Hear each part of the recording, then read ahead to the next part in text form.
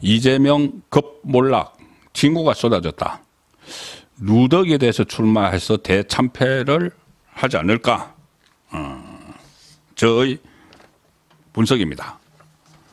왜 그러냐면은 이 출마는 이제 할 것 같습니다.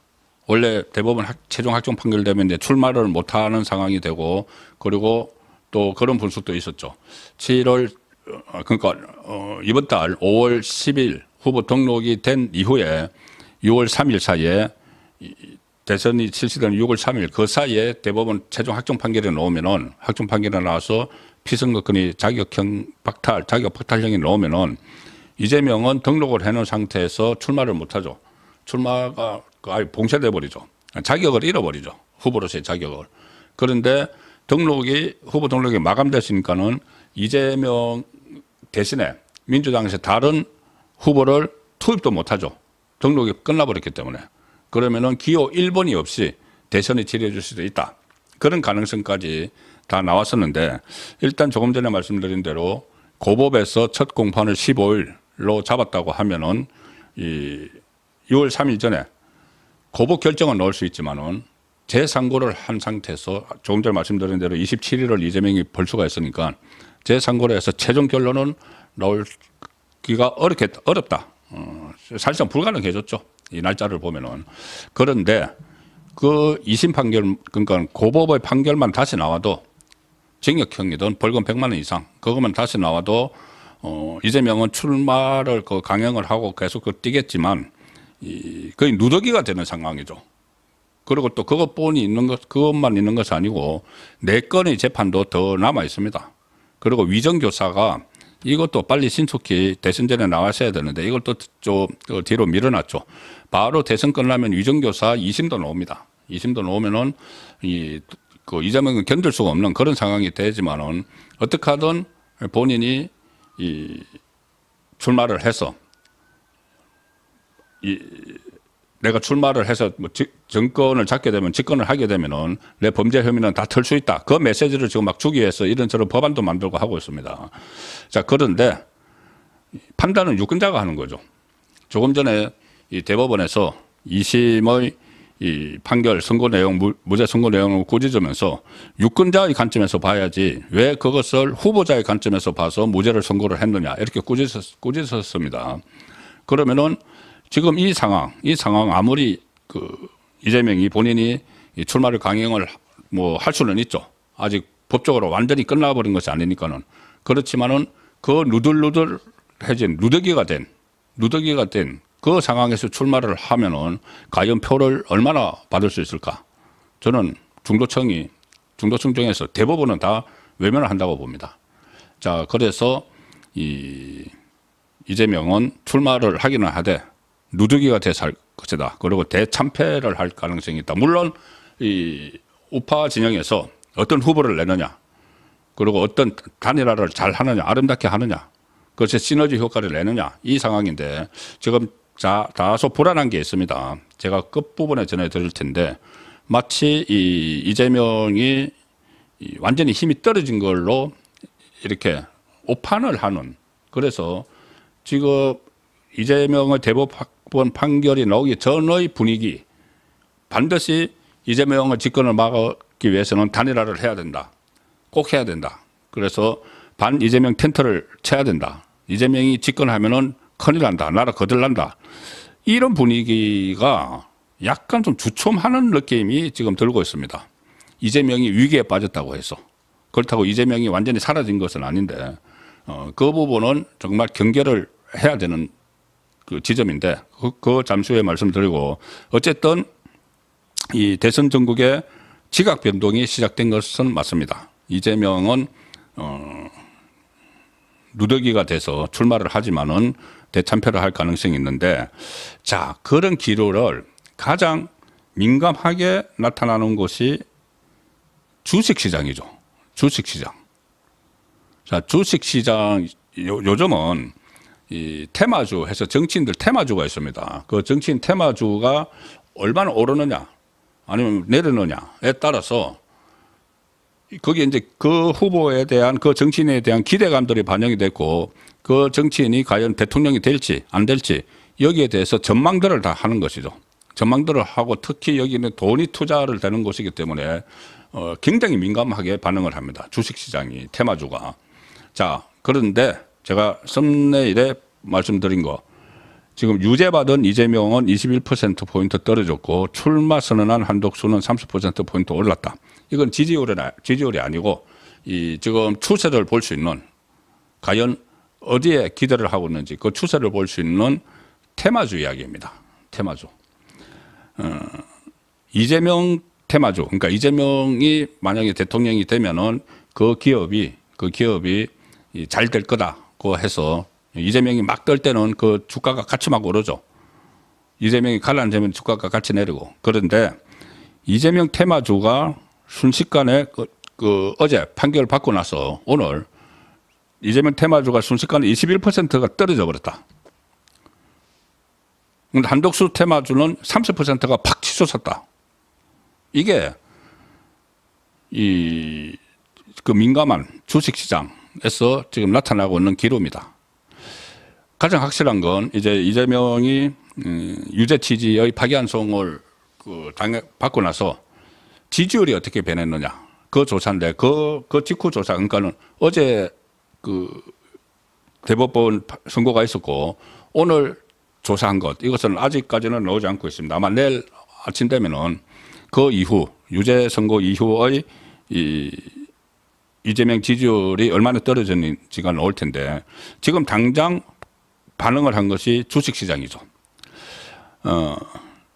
파기환송이 되고 나니까, 유죄 취지 파기환송이 되고 나니까 이재명과 묶인 정치 테마주가 오늘 장 시작과 함께 곤두박질 쳤다. 반대로 대선 출마를 선언한 한덕수 전 총리 테마주는 상한가로 치솟았다. 자, 그 이야기인데 한국거래소에 따르면 코스닥에서 상지건설, 자, 이재명 테마주입니다. 상지건설은 전장에 대비해서 20.6% 떨어져서 20.6%가 6,400원이 떨어져 버렸습니다. 그래서 24,600원에 장을 시작을 했고, 상지건설, 이 상지건설은 왜 이재명 테마주냐면은 최근에 이재명 테마주로 묶여서 이 상지건설이 가진 대표적입니다. 주요 정치 이슈마다 이 주가가 급등락하고 있는데 지금 이제 급락한 거죠. 상지건설의 임무영 전 사회이사가 이재명 선거 캠프에 합류를 했다. 이렇게 알려지면서 이재명의 테마주로 분류가 되는데 이게 확 지금 떨어져 버렸다는 거죠. 이 임무영 전 사회이사는 지금은 사회이사직에서 퇴임한 상태인데 어쨌든 이게 상지건설이 이재명의 테마주로 묶여서 등락을 하는데 이게 확 떨어져 버렸다. 그리고 형지글로벌이라는 기업도 오늘 한때 20% 넘게 빠지면서 휘청거렸다. 형지건설은 왜 이재명이 테마주냐?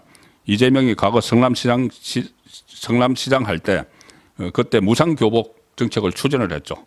그것과 맞물려서 이재명 테마주로 분류가 되는데 여기도 20% 넘게 빠지면서 폭락을 했다.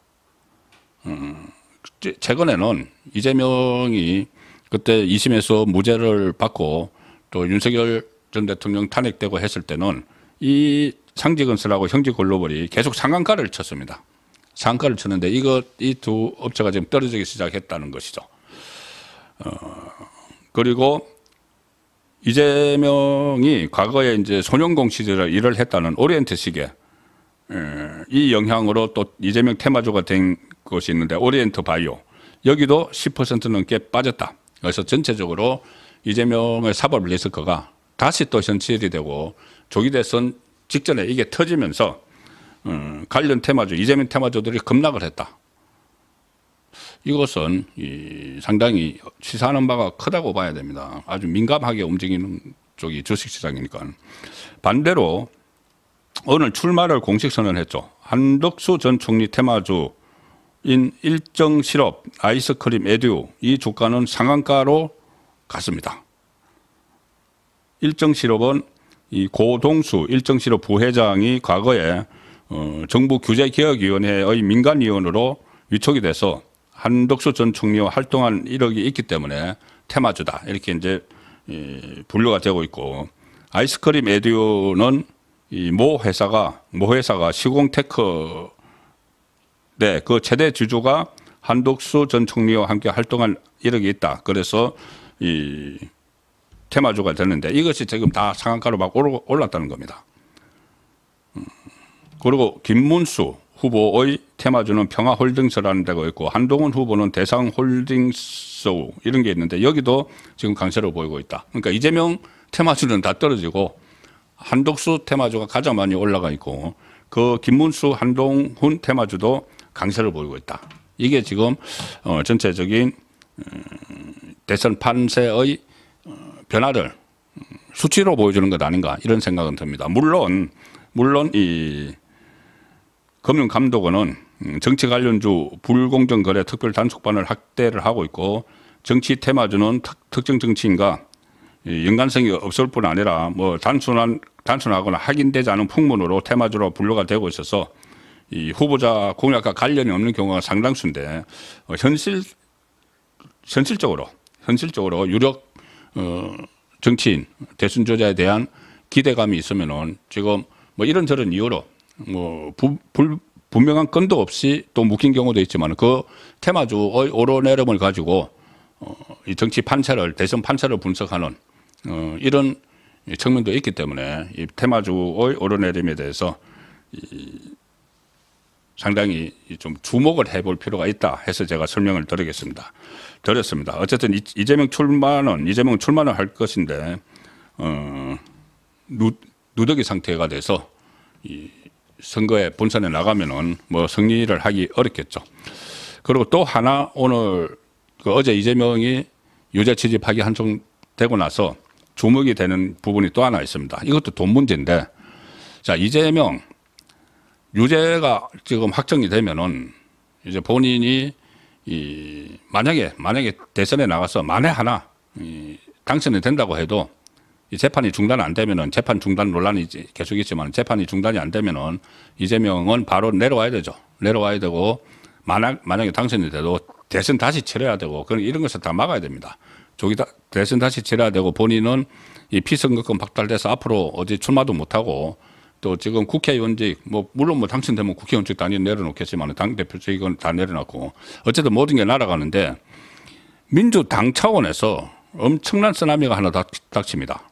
이게 지금 확정 판결이 임박하죠. 이재명의 확정 판결이 임박한데 이재명이 확정 판결에서 피선거권 박탈형이 받을 게 뻔한데 그러면은 민주당이 엄청난 쓰나미가 닥칩니다. 바로 434억 원.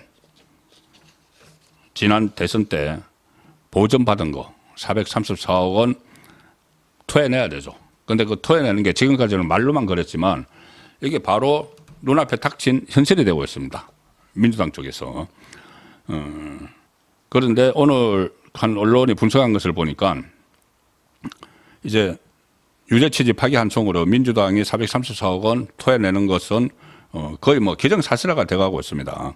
그런데 대선을 앞둔 민주당의 이 잔액을 그 언론에서 한번 파악을 해보니까는 한 450억 원이 있다. 현재 대선 작업으로 해둔 게 450억 원 정도가 있다. 물론 뭐 지금 당장 내야 되는 건 아니지만은 어쨌든 이 30일 이내에 고지를 받게 되면은 434억 원 고지를 받게 되면은 30일 이내에 납부를 해야 되고 납부하지 않으면은 중앙당 사무소 소재지 관할 세무서장이 국세 체납 처분에 따라 징수한다. 자, 지난 2월에 공개한 그 민주당의 수입 지출 총괄표를 보면은 이 잔액이 450억 원이 있다고 합니다. 450억 원이 있고 그 다음에 민주당 중앙당 당사가 있죠. 그 건물 가격은 한 340억 그 정도로 추정을 하고 있으니까 어쨌든 이 재산 절반은 민주당이 국고에 다시 반납을 해야 됩니다. 대선 후보가 떨어지긴 했지만은 대선 후보가 거짓말을 해서 국민의 유권자들을 속인 그런 혐의로 대법원 확정 판결을 받으면은 국가에서 우리 세금으로 내줬던 돈들을 다시 토해내는 것은 당연하죠. 그래서 지금 그럴 그 434억 원 문제까지 민주당에는 같이 맞물려 있어서 민주당은 이재명의 몰락과 함께 민주당도 큰 재정상 어려움에 처할 가능성이 높아졌다. 그것이 조희대 대법원장이 주도한 어제 대법원의 판결이 미치는 파장들입니다.